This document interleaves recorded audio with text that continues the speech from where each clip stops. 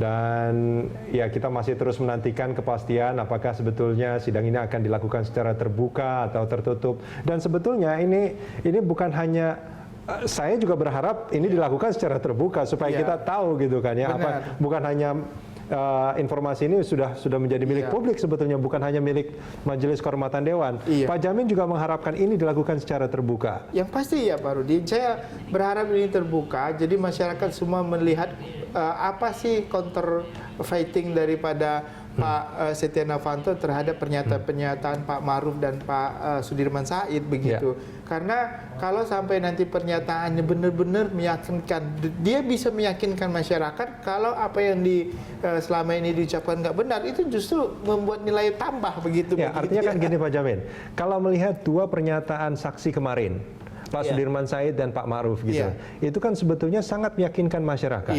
Artinya di masyarakat saat ini sudah punya penilaian yang terbentuk, ya kan? Nah, kalau ini tidak digoyahkan dengan keterangan yang apa namanya sama kuatnya, masyarakat sudah pasti akan apa namanya punya penilaian tentang apa yang terjadi. Iya, saya setuju Pak Rudi. Jadi saya lihat sebenarnya kalau terbuka dan dia bisa memberikan keterangan yang meyakinkan, masyarakat pasti berbalik lah gitu loh. Artinya berbalik menilai, ternyata Pak Setia Novanto memberikan pernyataan yang benar-benar kami bisa yakini sebenarnya nggak benar itu. Sebenarnya ada maksud lain di balik itu. Tetapi saya nggak tahu apakah pernyataan ini menyangkut tentang rahasia negara, karena kalau menyangkut dengan rahasia negara kan tidak bisa jadi konsumsi publik begitu. Akhirnya kita tertutup. Sebetulnya masalah etika kan tidak menyangkut itu.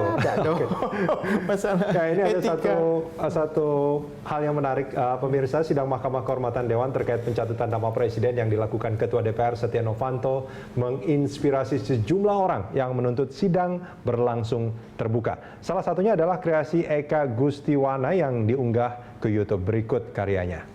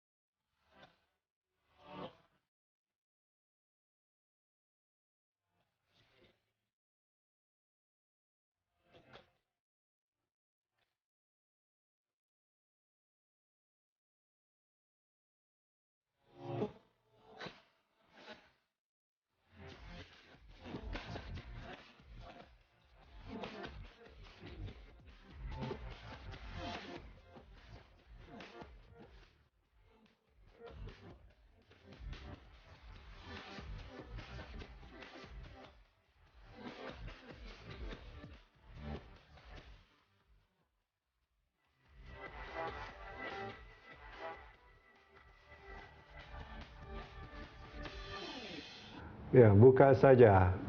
Kalau bisa jadi fitnah, Pak Jamin. Iya, saya kira kalaupun ada contohnya rahasia negara ya dalam konteks ini, itu mungkin kecil sekali karena ini masalah etik. Jadi masalah yang cukup sederhana menurut kita sebagai pengamat, tapi karena ini sudah menyangkut substansi mungkin yang sudah melebar kemana-mana, jadi seakan-akan saya nggak tahu yang menyebabkan mereka tertutup ini alasan apa begitu. Kalau kita melihat pertanyaannya kan tadi sebetulnya tinggal menanya, apakah pertemuan itu ada? Apakah pertemuan itu seperti yang ada di dalam rekaman? Sudah selesai sebetulnya. Itu saja sebenarnya.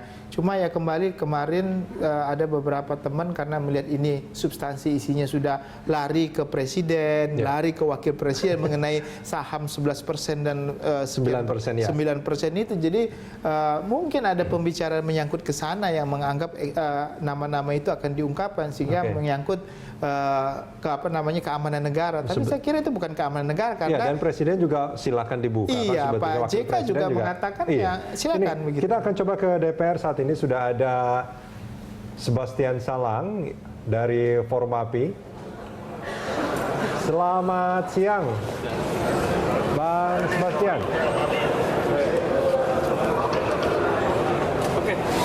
Selamat siang.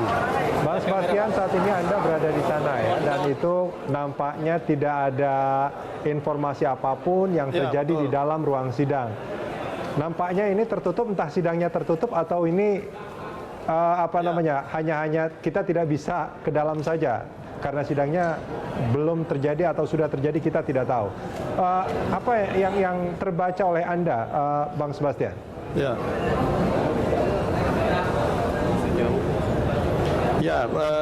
Apa yang terjadi sekarang ini, situasi di luar ruang sidang MKD ini pengamanannya makin diperketat dan ada pagar betis yang semakin diperketat ya, baik dari aparat keamanan, dari Pamdal dan lain sebagainya. Para awak media itu juga tidak bisa bergerak secara leluasa untuk bisa mendapatkan informasi tentang apa yang terjadi di dalamnya. Nah, dari informasi yang beredar di sekitar lingkungan ini, ada yang mengatakan bahwa ada kemungkinan bahwa sidang ini dilakukan secara tertutup. Lalu ada juga yang mengatakan belum ada keputusan apakah sidang ini dilakukan secara tertutup atau terbuka gitu. Tetapi ada informasi bahwa Pak Novanto itu sudah masuk di dalam ruangan sidang melalui pintu darurat yang tidak diketahui oleh awak media. Sehingga kita sebetulnya dalam posisi yang belum bisa memastikan apakah memang betul beliau sudah ada di dalam ruangan dan apakah sudah ada keputusan di internal untuk memulai persidangan ini gitu.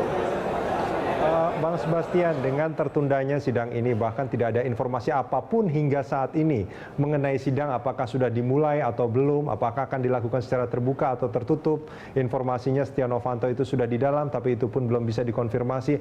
Tidak ada informasi apapun dari Majelis Kehormatan Dewan. Masyarakat akan, saya sebagai bagian dari masyarakat juga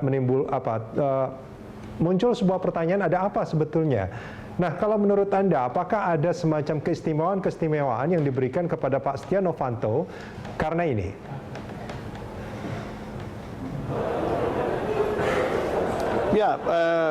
Saya melihat ada situasi yang dibuat secara berlebihan di gedung parlemen ini yang menurut saya ini justru semakin memperkuat kecurigaan publik gitu. Ada upaya untuk mencoba melindungi atau mengaburkan informasi gitu. Karena tidak seperti biasanya situasi di gedung parlemen terutama di ruang MKD ini dibuat segenting ini seolah-olah parlemen ini sudah mau runtuh gitu ya. Situasinya sedemikian gawat ya.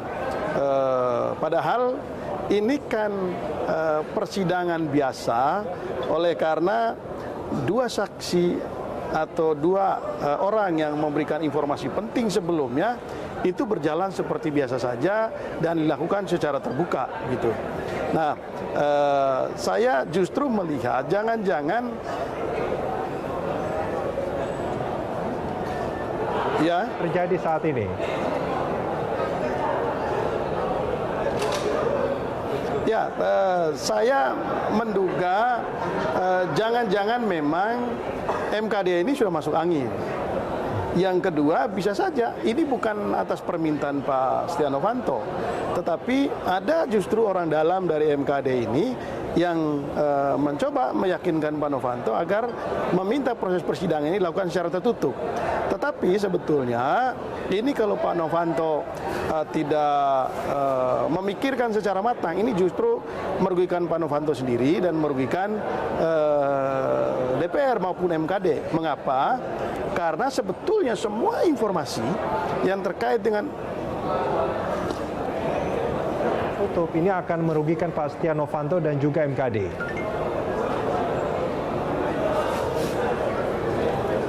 Betul, persis sekali. Karena apa? Karena semua informasi terkait dengan pertemuan itu kan sudah dibeberkan secara gamblang, secara detail, secara vulgar gitu oleh dua orang sebelumnya. Karena itu kalau sekarang tiba-tiba Pak Novanto meminta supaya persidangan dilakukan secara tertutup, maka kecurigaan terbesar nanti akan dialamatkan ke Pak Novanto dan pada MKD. Misalnya, publik bisa saja mencurigai jangan-jangan MKD ini sudah membuat deal tertentu dengan Pak Novanto. Jangan-jangan MKD ini sudah masuk angin. Jangan-jangan MKD sudah menerima sesuatu. Gitu. Jadi, kalau MKD mengikuti saja kemauan dari Pak Novanto, maka sebetulnya efek negatif itu justru akan ditanggung oleh MKD dengan berbagai macam kecurigaan itu. Sebaliknya kepada Pak Novanto sendiri, ini bisa saja dinilai nanti satu, Pak Novanto ini sebagai pimpinan DPR tidak berani gitu memberikan penjelasan secara terbuka kepada masyarakat. Padahal dua orang sebelumnya yang notabene bukan pimpinan DPR berani menyampaikan secara terbuka.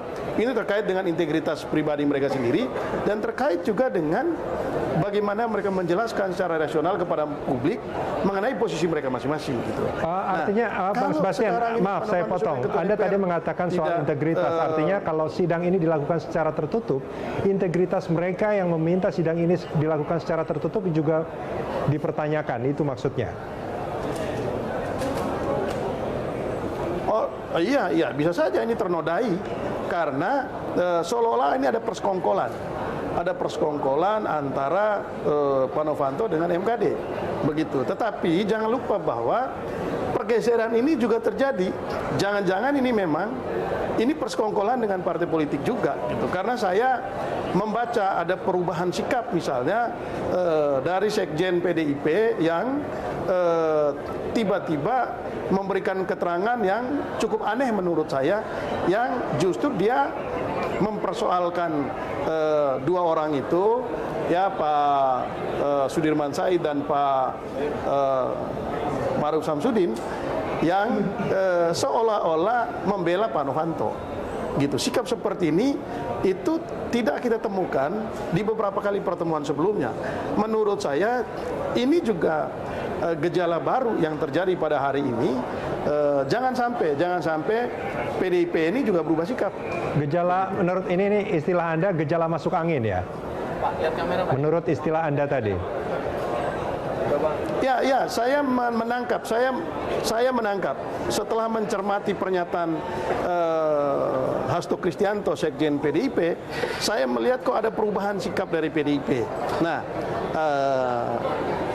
kalau hari ini tiba-tiba MKD ini menuruti begitu saja keinginan Pak Novanto yang sebelumnya sudah berkuar-kuar, misalnya wakil pimpinan MKD mengatakan keinginannya untuk terbuka. Sejumlah orang yang sudah ditanyakan oleh media secara terbuka juga menyatakan keinginan terbuka. Lalu tiba-tiba hari ini mereka manut begitu saja gitu dengan keinginan Pak Novanto, maka menurut saya patut kita curigai ada sesuatu di balik ini gitu.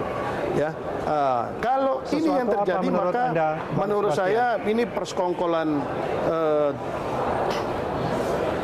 Ya, sesuatu itu dalam arti misalnya tiba-tiba mereka berubah sikap karena ada kesepakatan yang kita tidak tahu, begitu. Dan publik tentu saja punya alasan untuk mencurigai hal seperti ini, gitu ya. Karena hal ini atau perubahan sikap seperti ini tidak kita temukan di beberapa hari sebelumnya. Seandainya PDIP itu konsisten sikapnya, mestinya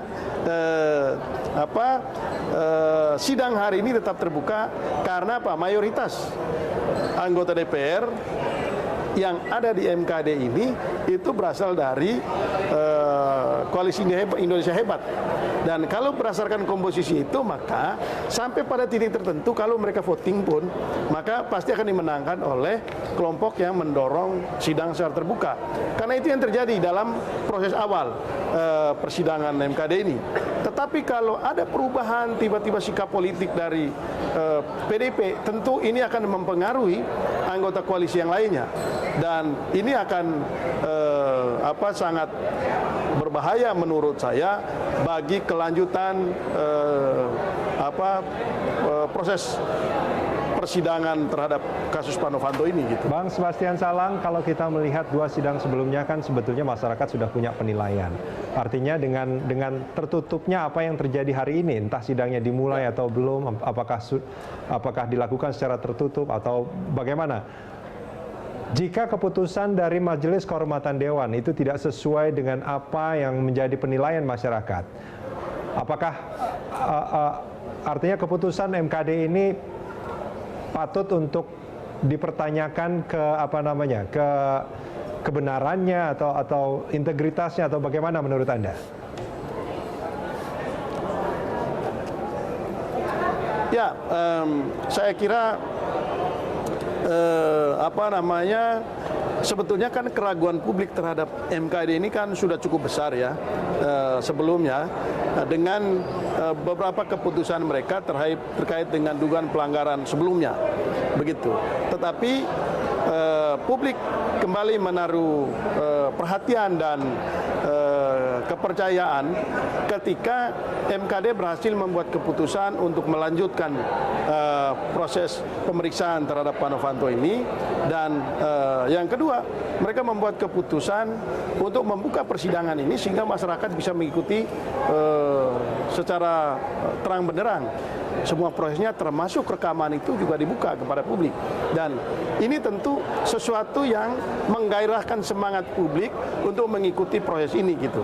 Tetapi kalau hari ini tiba-tiba mereka membuat keputusan yang berbeda, maka kemudian sikap publik itu juga akan berubah secara drastis dan langsung mencurigai MKD ini bahwa MKD ini sebetulnya mudah dikendalikan oleh Pak Novanto gitu.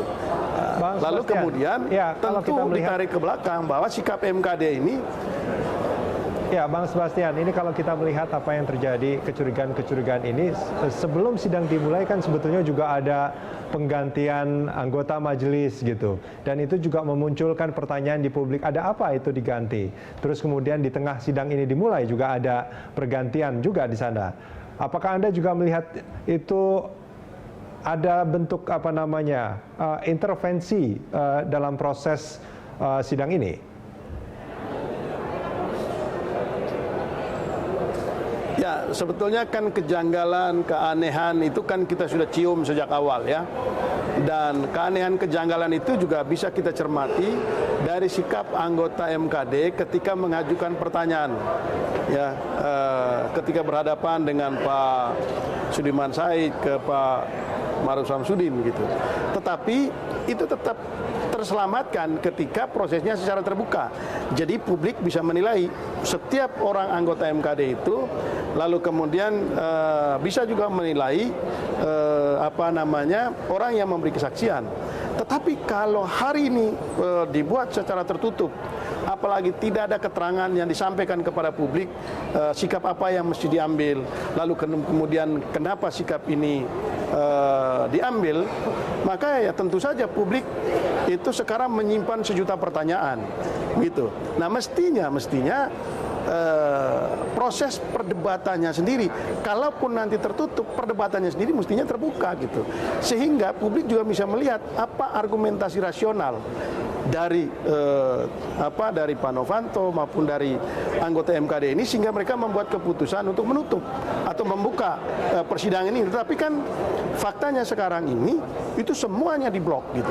Jadi tidak ada informasi apapun. Nah, yang saya ingin katakan, ini DPR, apakah ini didesain oleh MKD atau didesain oleh orang di luar MKD, katakanlah pimpinan yang lain atau sekretariat jenderal, ini dibuat seolah-olah situasinya sudah begitu kritis dan sudah begitu gawatnya.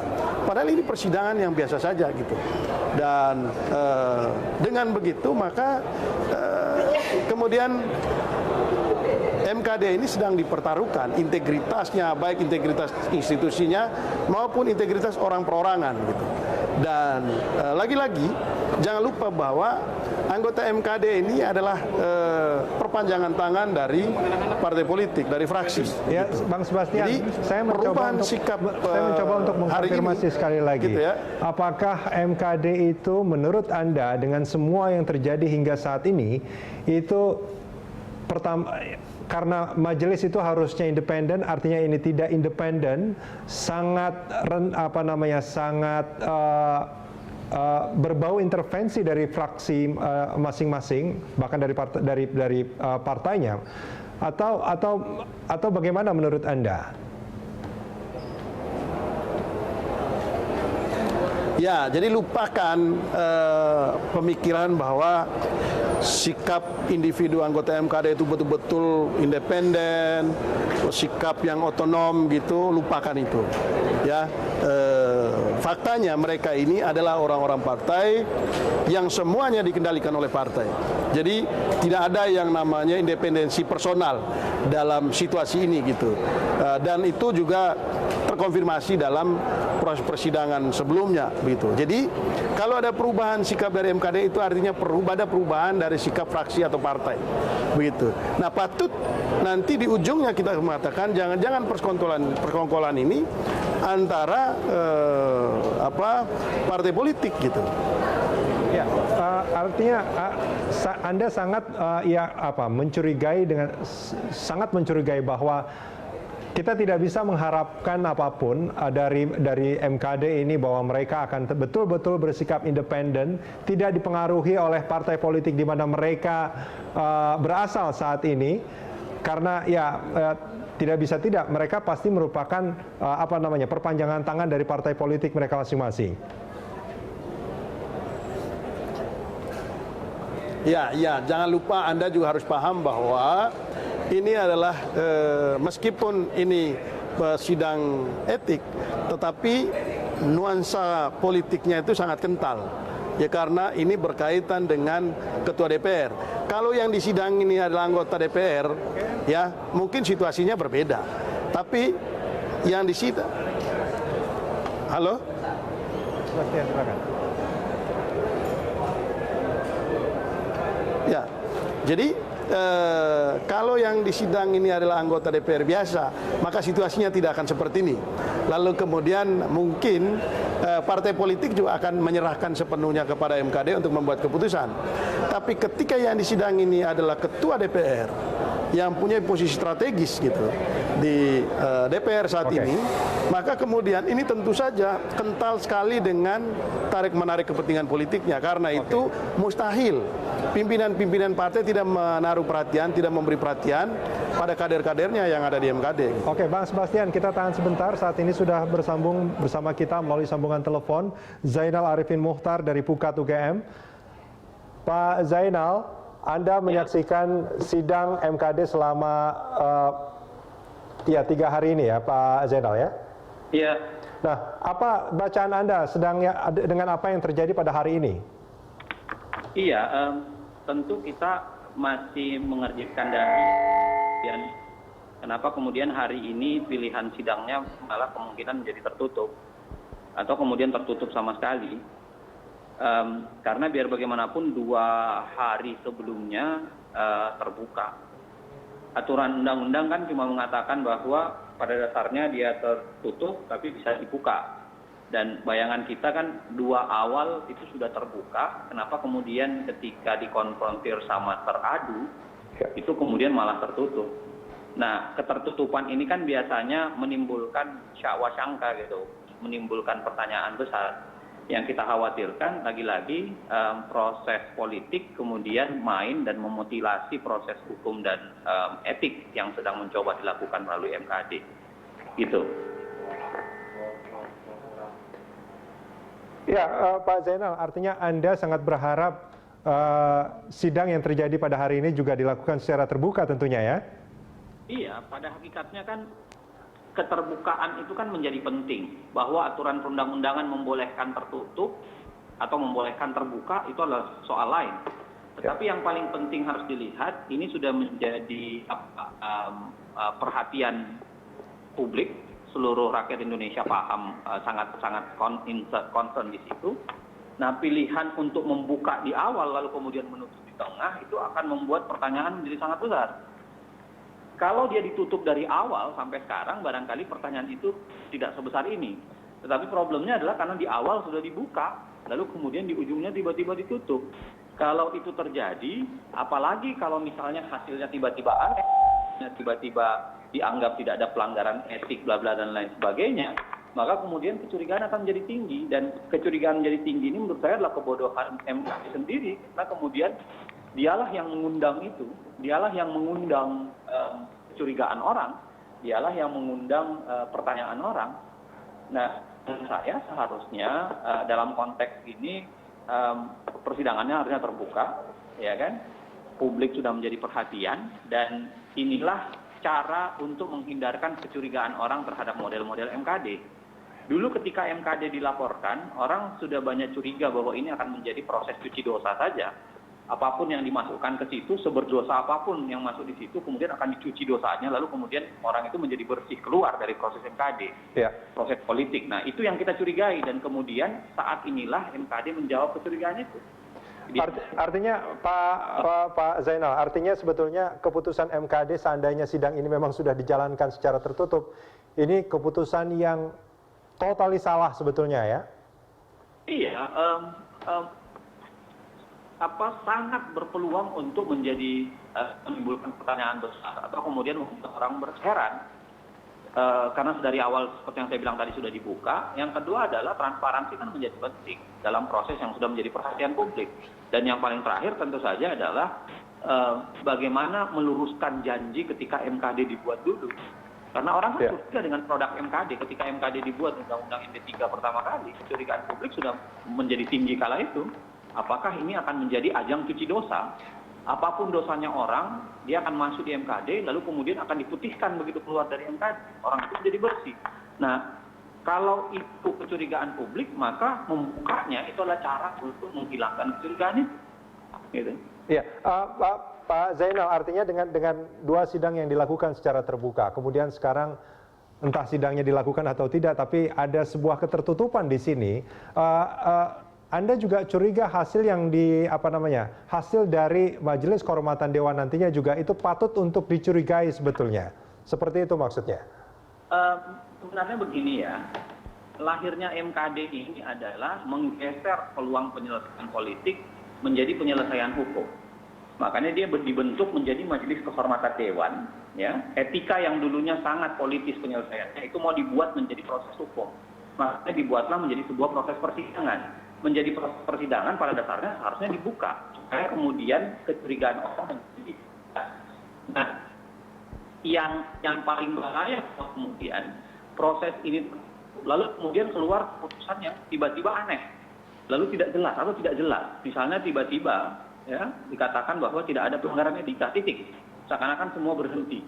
Padahal kalau dalam benak kita sebenarnya pelanggaran etiknya seharusnya sudah terbukti deh. Ya kan?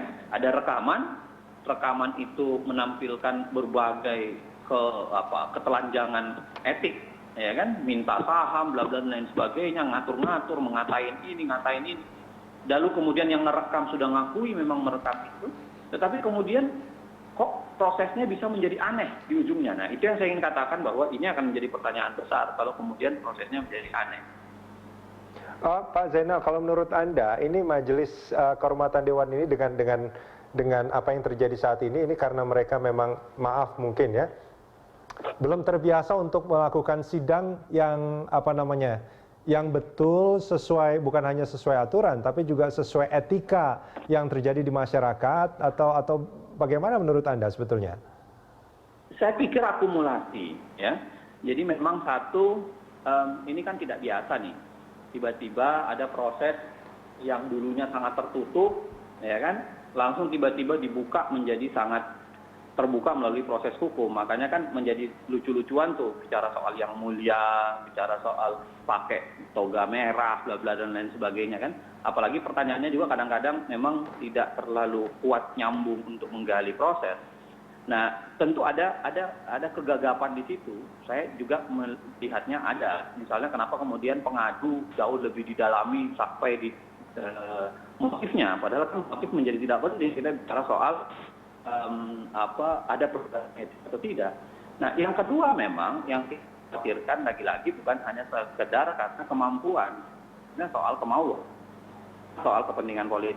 Biar bagaimana walaupun ini di proses hukum, tetapi bau politiknya sangat kental. Iya, Pak Zainal, jika di tengah sidang, terus anggota dari majelis itu diganti, bukankah ini juga tidak ada kesinambungan di sana dalam proses nanti pengambilan keputusan? Bukankah ini juga terlihat aneh sebetulnya, Pak Zainal? Tentu tidak ada larangannya, karena satu-satunya aturan di situ mengatakan bahwa kalau anggota MKD kemudian diresmikan melalui keputusan DPR, jadi sebenarnya tentu tidak ada larangan untuk mengganti di tengah jalan. Yeah. Kalau kita melihat prosesnya secara utuh, maka kan kemudian menimbulkan pertanyaan tuh, kok kemudian diganti di tengah jalan? Apalagi proses pergantian ini bisa kemudian menjadi alasan untuk mempersoalkan secara prosedural, ya kan? Karena saya nggak tahu sejauh mana sudah diberikan keputusan penggantian itu sudah diresmikan atau tidak. Kalau tanpa peresmian, kemudian kan bisa menjadi persoalan-persoalan yang formalistik yang kemudian merusak penegakan hukum yang sebenarnya substansinya. Substansinya kan sebenarnya adalah apakah ada pelanggaran etik atau tidak. Tetapi kemudian karena pergantian-pergantian ini, apalagi belum ada peresmian, itu berpotensi kemudian mengganggu penegakan hukum yang substantifnya, pelanggaran etiknya itu. Pak Zainal, saya mengkonfirmasi sekali lagi, Anda juga sangat berharap menginginkan bahwa sidang yang dilakukan dengan Pak Setia Novanto itu juga dilakukan sama seperti yang dilakukan kepada Sudirman Said dan juga Ma'ruf Samsudin. Artinya dilakukan secara terbuka dan masyarakat bisa melihat, ya? Mau tidak mau seharusnya memang begitu. Ya. Walaupun aturan di aturan undang-undang mengatakan boleh tertutup. Tetapi mau tidak mau, seperti 3 alasan yang saya sampaikan di awal, seharusnya ini dibuka. Baik. Pak Zainal Arifin Mukhtar, terima kasih banyak sudah bergabung bersama kami di Breaking News Berita 1 News Channel. Dan masih bersama kita Pak Sebastian Salang dan masih ada Pak Jamin Ginting. Kita akan ke narasumber setelah break sesaat lagi.